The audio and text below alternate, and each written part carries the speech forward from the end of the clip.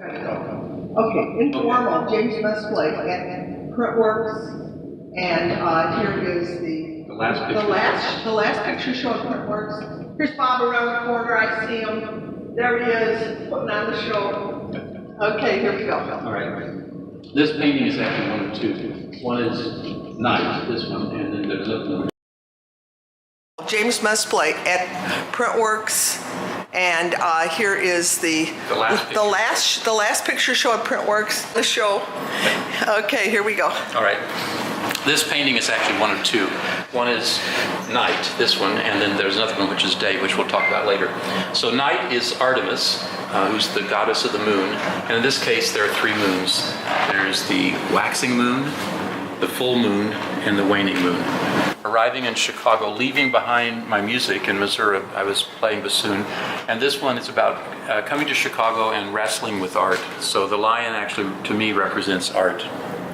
Almost all of these are, well, all except the one painting on a canvas, they're all on paper, and it's ink, gouache, watercolor, and then a little bit of pastel used wetting, sanding the pastel onto sandpaper, and then taking a small French rolled paper point and moistening it and attaching the pastel to the surface of the moist paper. This is how I felt when I first arrived in Chicago. I really felt like a child. I was from down the Ozarks, very naive. So this is really Cupid's Valentine cruise. And if you'll notice, really, the arrows are here, which are really paddles, and his boat is actually a bow with a quiver with arrows in it. What are these? To go with Cupid. And then the mast for the boat is actually a bassoon, which is what I left behind in Missouri. This one is the rainbow, and these two ladies are dancing. But actually, the rainbow is there because it's about the goddess of the rainbow for the Greeks. Her name was Iris, I-R-I-S. And the flower that we know as the iris was named after the Greek goddess of the rainbow. Why? Because this flower in nature comes in more variety of colors naturally than any other flower. Of course, the French use it for the fleur-de-lis, which is really flower of light. And when you think about it, when you dissect light with a prism, what do you get? The rainbow. This one is called Arcadia Dream, and this is really about the whole idea of the French who, when they first got here, they were brought here. The French king actually called the whole eastern seaboard of North America Arcadia. Then a century later, Champlain changes it to Acadia. He drops the R. And then 2 centuries later, after the French and Indian War, a lot of the Acadians get shipped down to Haiti, and then from Haiti to New Orleans.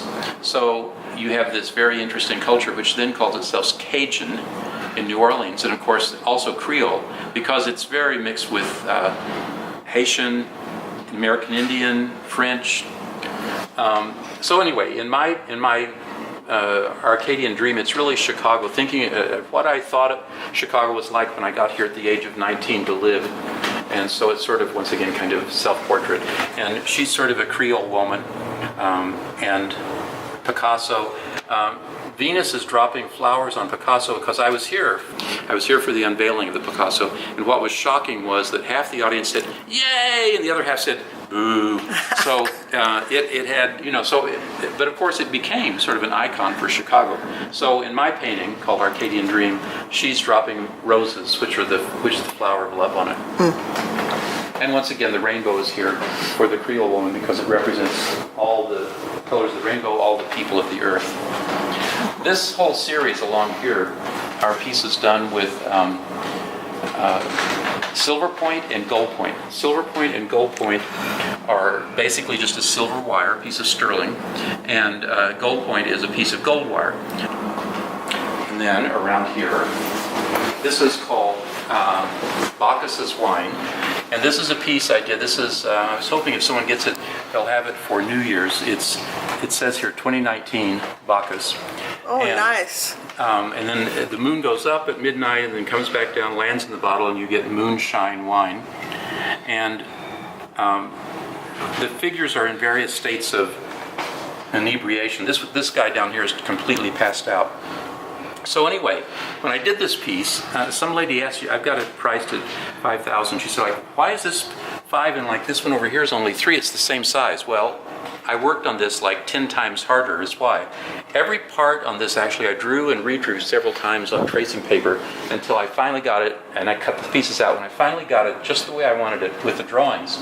Then I began to arrange it into the composition, and for the composition I taped, before I transferred the drawings onto the good piece of French paper, I tilted every single one of them just slightly before I traced them on. So that this is up, this is obviously up on a grape, so it's tilted, but actually the bottom, the top, this bottom, this bottle, everything is, the idea is they're all a little bit cattywampus. So if you stare at the painting, you start feeling a little bit sort of disoriented because you can't line everything up. That's right. I'm feeling like that right now. And this guy's looking at his own reflection in the bottom of the cap. Flowers for Marseillaise. And this one, of course, was inspired by. Oh, let me show this. Let me hold it up to the camera, because otherwise it'll never be documented. It's documented now. This is the one. This is the one that I was drawing. The guy is actually going this way at the Art Institute, and the guard told me I can't draw in ink there ever again, so I won't.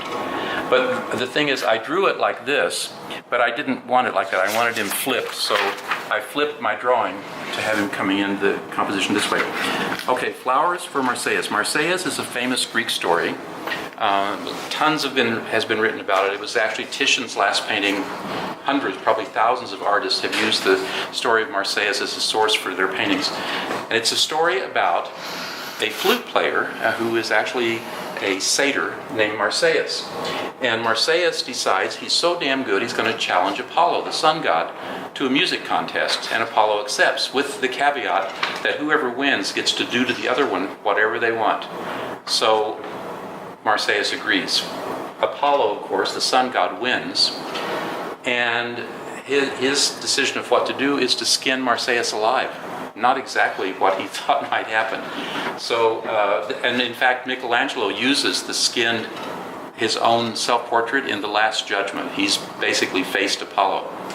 So anyway, there's an entire book about it, written by a number of people, including Carl Jung, etc. And they say it's not really about the violence at all. What it's really about is a music contest between Marseillaise, who plays flute, which is a chthonic, earth, passionate instrument, a wind instrument, as opposed to Apollo, who is the sun god, who plays the harp. Or in the Renaissance, they actually translate it to a violin. Doesn't matter, they're both stringed instruments. In other words, a monochord, a chord that can be cut and divided mathematically, it's about the music of the spheres versus the music of the earth. Chthonic music versus heavenly music. So anyway, so with that in mind, that became sort of this circular composition for the whole thing. Of course, you can see Apollo holding the head of Marseillaise with a knife. The blood is dripping off, coloring one of the irises red. She's about to hit the harp. This is Venus, who's the goddess of love, coming in with harmony, trust, sympathy, and understanding. Anyway, that's what that one's about. This one is a little more local. This looks like you. Oh, it could be. Look no, it is you. I'm sorry, I have to say that. Okay. Look. All right. That's you. It's supposed to be Mr. Streeter of Streeterville. Okay. Back in the 1840s, 1850s. So it says Streeterville on here. Anyway, so it's basically Mr. Streeter, who was a bit of a cantankerous guy, sort of reclaimed a great big piece of Chicago. Later, after the fire, they dumped a lot of the debris into it, and the lake shore actually expanded. But anyway, it's Mr. Streeter as Pan toasting to a lady friend the future of Chicago. So that's the future of Chicago back there, with some buildings we don't quite have yet. What are the buildings we don't have? Oh gosh, the Spire. Spiral towers. Oh yeah, when are we getting those? This one's sort of made up. They're coming soon. Yeah. 2BA. So anyway, this is the companion piece to the three moon goddesses. This is the sun piece, and it's pretty simple. It's basically just the morning sun, the dawn, the noon sun, which actually has mica ground into the halo-ish green around there, and then the setting sun, as the sun goes down in the evening.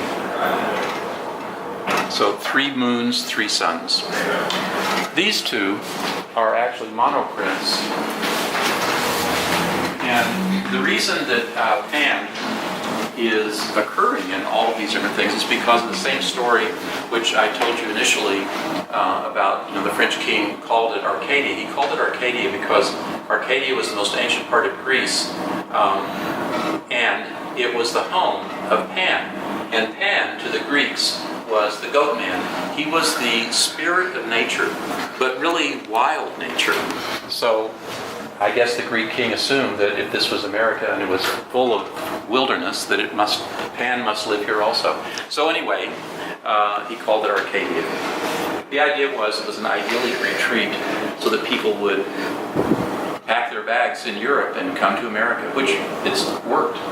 So this is a monoprint. It's a drawing done on a sheet of glass. You basically just ink up the sheet, and then you wipe away what you don't want, and then you can take a brush with turpentine and printer's ink and dilute it, and you can draw with the brush. You can draw whatever. Whenever you get it looking the way you want, you can take as long as you want, because this is an oil-based ink. You could spend a couple of days on it if you wanted to.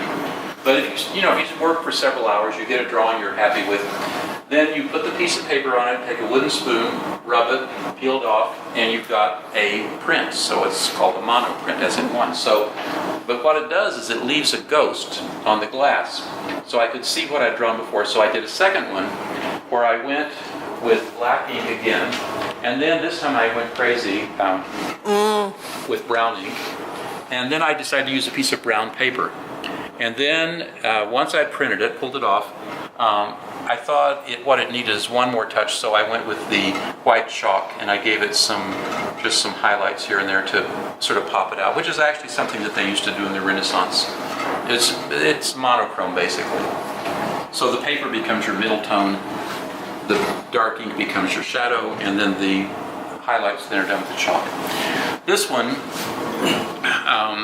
which just sold since I was here the first time, is called the Architect's Dream.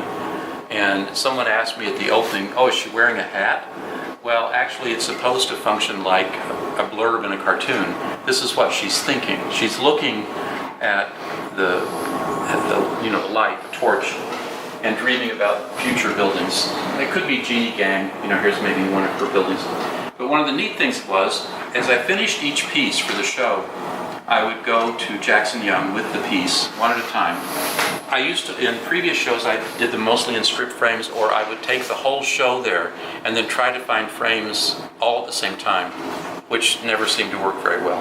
This time, over 23 months, I'd finish one piece, I'd take the piece, and so all I had was this piece, and I went around looking. He's got 1,500 frames to choose from. So I found this thing. Looks just like of course, it's an ancient design. From the Greeks and the Romans used it on buildings, they used it on architecture, they used it on furniture. But anyway, so each frame is sort of individually picked for the piece. This one is called Pas de Deux. This was actually influenced by Frank Piatek's work of his tubular forms. And I thought, because his tubular forms always look sort of alive, so I wanted to do them with 2 columns, the idea of sort of like the classic metamorphosis on the other side where the column is growing. So these 2 columns are dancing. And then we come to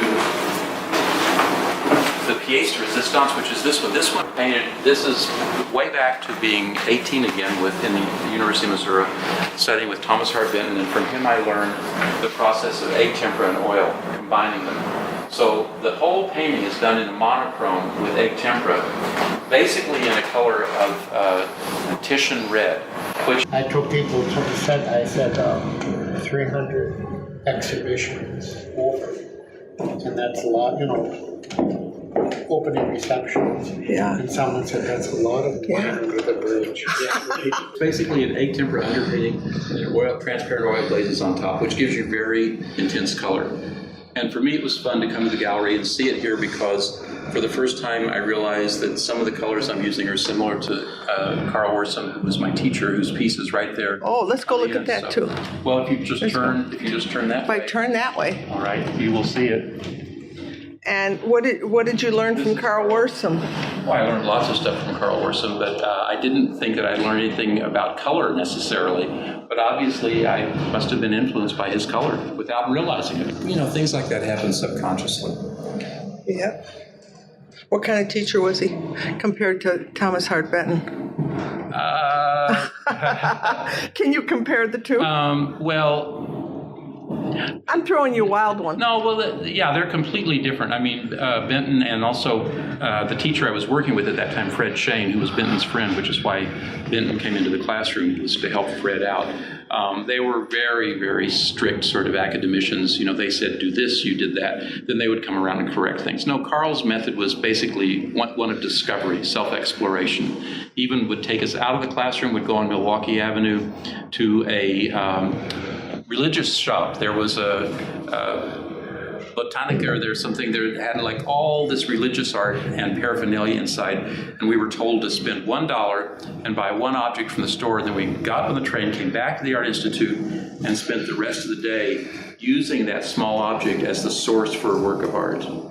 So it was very interesting, actually. So he was very experimental and very intuitive.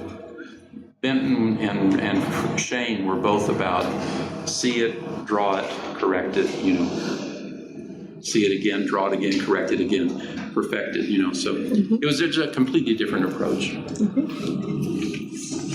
You took the best from both of them. Well, I think every artist you study with is a completely unique system. So you get something from each artist you study with. Sometimes what you get you don't even realize for years. It's just you're working on a piece and then you have sort of a flashback to something that So true. happened in a class 30, 40 years ago. Yeah. But, you know, I think all study is good. You know, some people ask, is school worth it? Yeah, school is worth it because you learn things that you don't even know you're learning. So true. This was a private kind of wonderful walkthrough. Appreciate it. Pieces. Let me open these for you.